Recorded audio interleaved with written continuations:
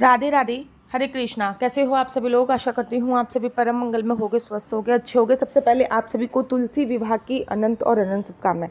आप लोगों के घर पे तुलसी विवाह कब होता है? देवउठनी एकादशी पे, पूर्णमासी पे या द्वादशी पे? तुलसी विवाह कभी भी करो, सभी सही है, लेकिन सबसे सर्वोत्तम होता है एकादशी वाले दिन करना या द्वादशी वाले दिन करना।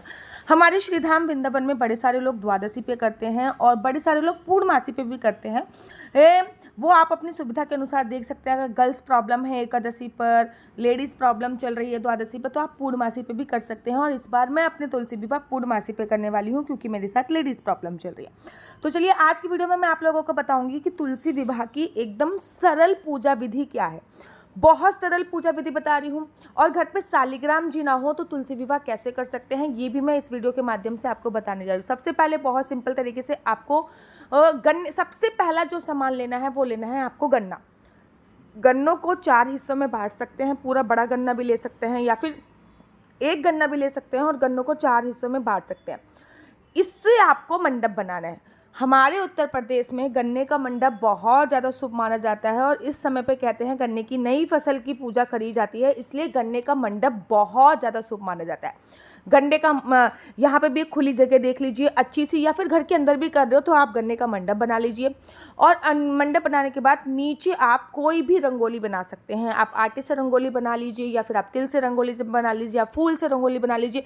बेसिकली फूल से रंगोली जो बनाएंगे ना, क्योंकि इसका कोई भी सामग्री ना आपको फेंकनी नहीं चाहिए तुलसी विवाह की, इसलिए मैं आटे से रंगोली की बात कर रही हूँ। आप आटे से बनाइए तो वो चली जाएगी आपकी। सारा का सारा जो आटा है ना वो आपका यूज़ हो जाएगा लाने के लिए, तो आपको उसका भी पुण्य प्राप्त होगा इसलिए। और जो अगर आप फूलों की रंगोली बनाते हो तो फूल आपके गमले में डल जाएंगे। छोटी सी रंगोली बना लीजिए जिसे कहते हैं नहीं चौक पूरना, तो चौक पूर लीजिए। अब 2 पट्टे आपको रखने हैं। अगर आपके घर पर 2 पट्टे नहीं है तो आप सिंपल सा एक पट्टा उसे कहते हैं जिसके ऊपर आपको आसन देना है।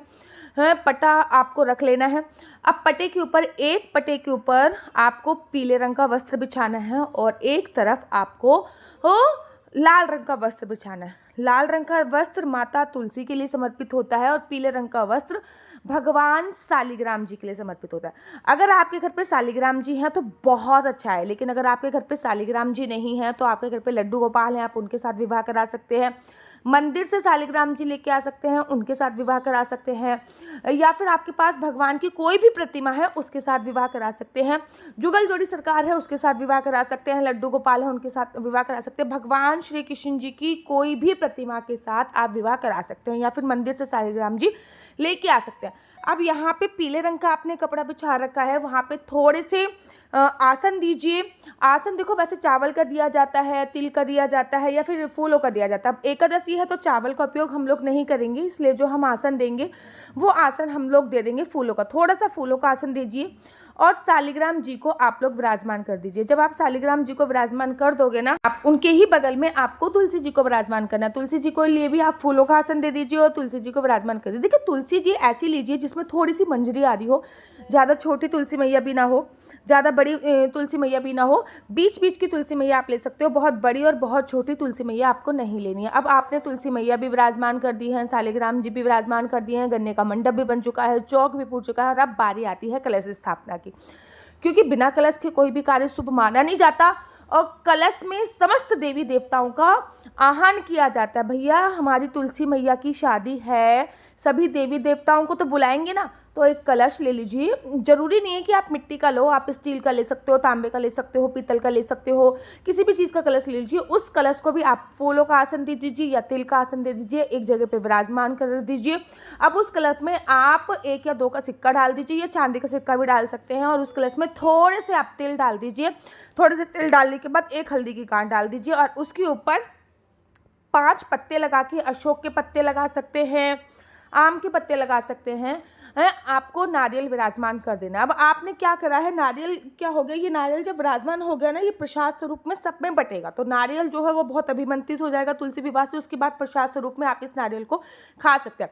सभी देवी देवता इस कलश में आ चुके हैं, कलश विराजमान हो चुका है। कलश भी आप पटे पे जो आपने चौकी सी लगाई है ना, उस चौकी पे ही आप कलश को विराजमान कर देगा। थोड़ी बहुत फूल माला से डेकोरेशन वगैरह आप अपने हिसाब से कर सकते हैं। अब बारी आती है दीप प्रज्वलित, क्योंकि बिना दीप प्रज्वलित के तो कुछ स्टार्ट होगा नहीं, तो आप एक दीप प्रज्वलित कीजिए। लंबी बत्ती का दीप प्रज्वलित कीजिए, क्योंकि तुलसी मैया का विवाह है इसलिए लंबी बत्ती का एक घी का दीपक प्रज्वलित कीजिए। पहले घी को थोड़ा सा आसन दीजिए और घी को पहले दिए को थोड़ा सा आसन दीजिए और उसके बाद दीपक आप जला दीजिए। अब बारी आती है संकल्प लेने की। भैया विवाह कराने से पहले संकल्प लेना बहुत जरूरी है, तो आपको हाथ में थोड़े से आपको हाथ में, वैसे तो अक्षत लिए जाते हैं लेकिन पुष्प ले लीजिए, 1 या 2 का सिक्का ले लीजिए, सुपारी ले लीजिए और लौंग ले लीजिए और आप बोलिए, अपना नाम बोलिए और बोलिए श्री विष्णु श्री विष्णु श्री विष्णु। आज मेरा नाम जो आपको बोलना, जैसे कि मेरा नाम आशु चौहान है, मेरा गोत्र केम लक्ष्य है, आज मैं पूरे विधि विधान से तुलसी मैया का विवाह करा रही हूँ। ये विधि विधान भगवान मेरे को संपूर्ण कराने में मेरी सहायता करे। अपना नाम बोलना है, अपना गोत्र बोलना है। अगर आप कुआरे हो तो अपने मम्मी पापा का गोत्र बोलना है। अनमैरिड हो, मैरिड वुमेन हो तो आपको अपने पति का गोत्र बोलना है।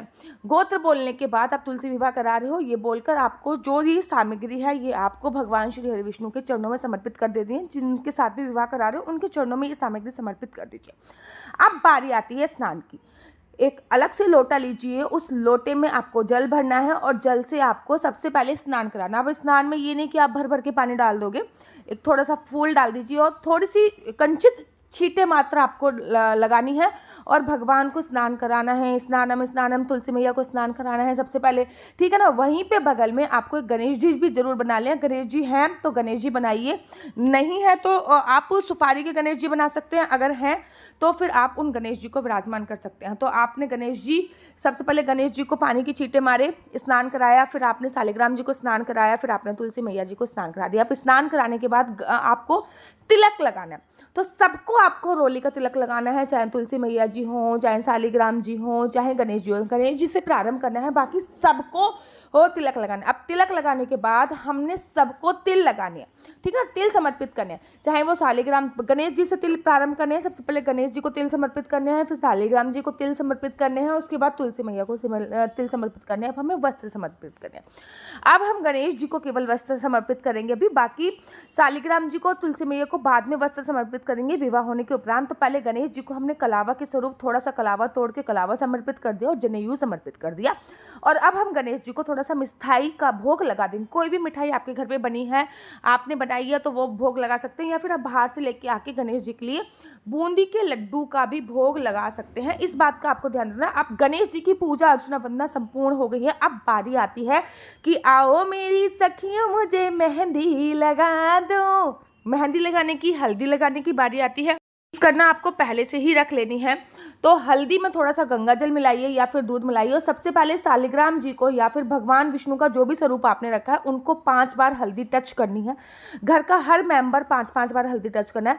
अब जब सालिग्राम जी को हल्दी लग जाती है तो वही हल्दी फिर आपको तुलसी मैया को 5 बार स्पर्श करनी होती है। तुलसी जी की पत्ती पर हल्दी लगाइए, टहनी पे हल्दी लगाइए, तो 5 बार आपको तुलसी मैया पे भी वही हल्दी लगानी है। अब हल्दी लग चुकी है, मड़ा गड़ चुका है और सब कुछ हो चुका है और अब बारी आती है आपकी मेहंदी लगाने की। तो थोड़ी सी मेहंदी, एक नई कूपी आपको लेनी है। आप मेहंदी खुली भी, लूज़ भी यूज़ कर सकते हैं या कूप वाली भी यूज़ कर सकते हैं, लेकिन नई लेनी, पुरानी यूज़ वाली नहीं लेनी। तो पहले आपको सालिग्राम जी को मेहंदी लगानी है, थोड़ी सी हल्की सी, फिर वो स्पर्श करते हुए तुलसी के हर पत्तों पे, तुलसी की टहनी पे, सब पे आपको मेहंदी लगा देनी है। परिवार के जितने भी सदस्य मेंबर हैं वो सब मेहंदी लगाएंगे। अब बारी आती है जयमाला की। तो जयमाला में गठबंधन की आवश्यकता नहीं होती है। हल्दी लग गई है, मेहंदी लग गई है, अब जयमाला की बारी आएगी। सालिग्राम जी से स्पर्श करते हुए तुलसी माला को जयमाला पहनाएंगे और तुलसी माता से स्पर्श करते हुए सालिग्राम जी को जयमाला पहना देंगे। अब दोनों की जयमाला हो चुकी है। जब जयमाला हो रही होती है तो आप फूलों की वर्षा कर सकते हो, शंख बजा सकते हो, घंटियां बजा सकते हो, शंखनाद कर सकते हो, तालियां बजा सकते हो, थालियां बजा सकते हो। वो पूरी तरीके से आप पे निर्भर करता है। भैया तुलसी का विवाह है, कुछ ना कुछ तो जरूर आपको करना ही है। उसके तत्पश्चात अब बारी आती है गठबंधन की, क्योंकि फेरे ना बिना गठबंधन के संपूर्ण नहीं होते हैं। तो फिर आपको वो फेरे कराना होगा। तो गठबंधन के लिए कोई पीला कपड़ा ले लीजिए, लाल कपड़ा ले लीजिए। लाल कपड़ा माता तुलसी के ऊपर डालते हुए, पीला कपड़ा सालिग्राम जी के ऊपर डालते हुए, कलावा भी ले सकते हैं, उसमें 1 या 2 का सिक्का डालिए, 100 रुपये भी डाल सकते हैं, 1 या 2 का लौंग डालिए, सुपारी डालिए और उसका गठबंधन कर दिया। अब इनका गठबंधन हो गया है। अब गठबंधन के बाद अब बारी आती है फेरों की। तो कोई भी घर का पुरुष शालिग्राम जी को गोदी में लेके तुलसी माता के फेरे कर सकता है। 7 फेरे आप कीजिए, नहीं तो आप एक नारियल से गोल गोल घुमा के 7 फेरे कर सकते हैं, नहीं तो एक जगह पे शालिग्राम जी को 7 बार घुमा के भी फेरे कर सकते हैं। ये मैंने आपको 3 तरीके बता दिए फेरे के, जो भी आपको उचित लगे आप उस प्रकार से फेरे कर सकते हैं। शालिग्राम जी को, मेरा तो मानना यह है कि शालिग्राम जी को गोदी में लीजिए और उसके बाद फेरे कीजिए। सबसे सर्वोत्तम वही होता है, घर का जो भी पुरुष होएगा वो फेरे कर दीजिए। अब फेरे जब हो रहे होते हैं तो आप थोड़े से पुष्पों की वर्षा कीजिए। फेरे जब हो रहे होते हैं तो आप काले वाले तिल की वर्षा कर सकते हैं, पुष्पों की वर्षा करते हैं, घंटियां बजा सकते हैं। तो फेरे हो गया। फेरे होने के बाद अब आप लोगों को तुलसी मैया को श्रृंगार का सामान समर्पित करना है।